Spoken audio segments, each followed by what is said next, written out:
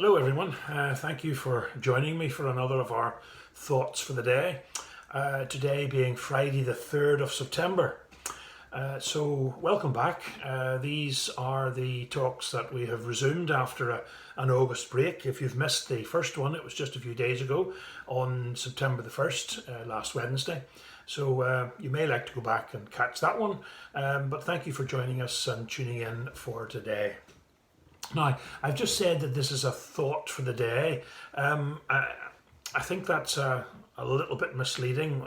To be honest, what I have today is no more than a little talk or a chat to you. So I hope you'll allow me that privilege. And the other thing is, I'm going to talk again about the break Patricia and I just had in August there. We were back in Ireland doing various bits and pieces. So I'm not going to rabbit on and on and on and on about my holidays, but something did happen which was very encouraging and did make me think even about this process of doing these talks. So I'll come to that in a wee minute. But when we were back in Ireland, I fancied one morning to have a lovely cooked breakfast. So I thought I wouldn't put Patricia through all the things that had to be done regarding that. So I thought we'd go out and treat ourselves. So what we did was we went to a local restaurant that opened early in the morning, and we had, well, at least I had, a rather substantial Ulster fry. Patricia, I think, just did scrambled eggs on toast, but I was paying, so I thought, I'm back here in Ulster, I'll have an Ulster fry. Now, for those of you, the uninitiated, who don't know what an Ulster fry is, it's basically everything you could imagine having for breakfast and then frying that and putting it on a plate, okay? And that, of course, includes the famous soda bread and potato bread that we are world famous for in Northern Ireland. So basically, it's a heart attack on a plate, okay? It's a huge fry and it sets you up for the day. And I don't have them very often. I wouldn't recommend them every single morning, but every now and again, it's a treat. So we went to this restaurant and we duly ordered the Ulster fry, and Patricia had her scrambled egg and toast, as I said. Anyway, as we were sitting there minding our own business, eating and enjoying our breakfast and our time together, we were approached by a lovely lady. And amazingly, this lady from Northern Ireland had recognised us because of what Patricia and I do on these YouTube channels. So I think it was the talks that she was listening to during the week. Maybe it was the Sunday services or both. Not quite sure. But anyway, she came over and asked if we were the people who were involved with this YouTube channel and these broadcasts. And I was astounded, absolutely astounded. As I said, this lady sat down. We had a wonderful chat. She was a Christian lady, and we had a wonderful chat about the Lord for I don't know how long. But it turned out, again, Northern Ireland people being Northern Ireland people, it turned out that we had mutual acquaintances. She knew and was involved with other members of Patricia's family. And there was that common denominator, excuse me, and of course we had a lovely chat. And, you know, Patricia was thinking about other members of her family and wondering, wouldn't it be lovely if people would pray for them? And here was this, to us, a complete stranger, and she came along and told us that not only did she know members of Patricia's family, but she was actively ongoing in her prayers for them. So I'll not mention her name, but if you are listening, you know who you are, and can I just thank you publicly for the lovely chat that we had, and indeed the invitation to come down to your home. We just ran out of time during our stay and weren't able to do that, but that's something we've put down. We've got your number, and we'll look you up perhaps in the future, and we will avail of that wonderful opportunity that you or the invitation that you gave to us. So that to me wasn't a coincidence. Well, if it was a coincidence, it was a divine coincidence. I believe that was all orchestrated by the Lord, bringing his people together for mutual encouragement and fellowship, and it was wonderful. But it made me think, friends, because, you know, such is the value of what we're doing as a church online.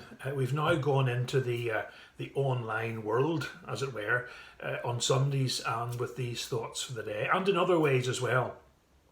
This is something the leadership of the church had always meant to do, but we never quite got round to it.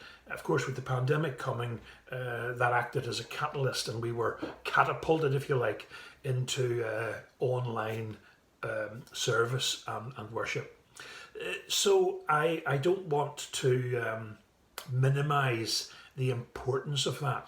You know, sometimes I look at the amount of views we get, either on a Sunday or during the week, at these thoughts for the day. And if I'm honest, we don't get the hundreds or the thousands or the millions of views that other people get. We get quite modest numbers tuning in and listening to our recordings, either live or a little bit later on, whenever suits themselves. But friends, it's not the numbers that are important. It's the value of what we do.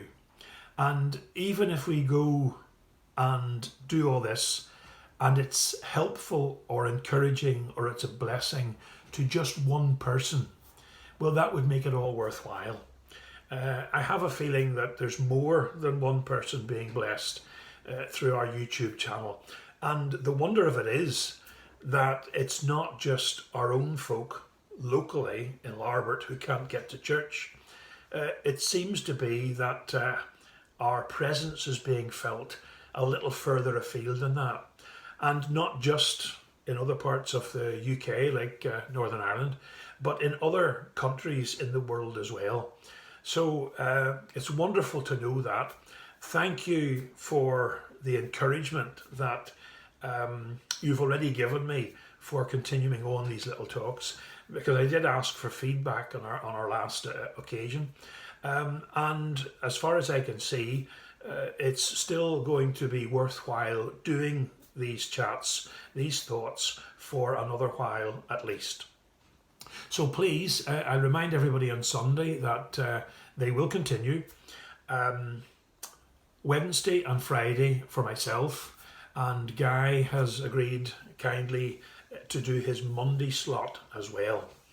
And in fact, the next talk that will be posted on Monday the 6th of September will be Thought for the Day number 200, would you believe? And if you've missed any of them, yep, that's right, you can find them on YouTube and you can go back and listen to whatever we've been getting up to. So there you have it, friends. Please spread the word. We may be small in number, but don't underestimate the value of what we're doing. It's the same principle that many preachers think about. You know, a lot of preachers would like to preach to hundreds or to thousands of people every Sunday, but you can preach to hundreds or thousands of people and nothing happens. The Spirit doesn't move. And you can preach to just a couple of people and somebody can get saved. So it's not about numbers. It's about being obedient to the Lord, being faithful and serving Him, and allowing Him to take what we do and use it in whatever way He sees fit. So there you are. Spread the word. Please keep listening to these little talks. Certainly tune in on a Sunday. Encourage others to do the same. In the meantime, well, as I said, maybe I'll get the thought process working for my next talk. But as I've said, that was just a little chat. And I'm trying not to get ahead of myself or get my head too large, but I think I'll go away now and practice my autograph, just in case I am beginning to be recognised by the public.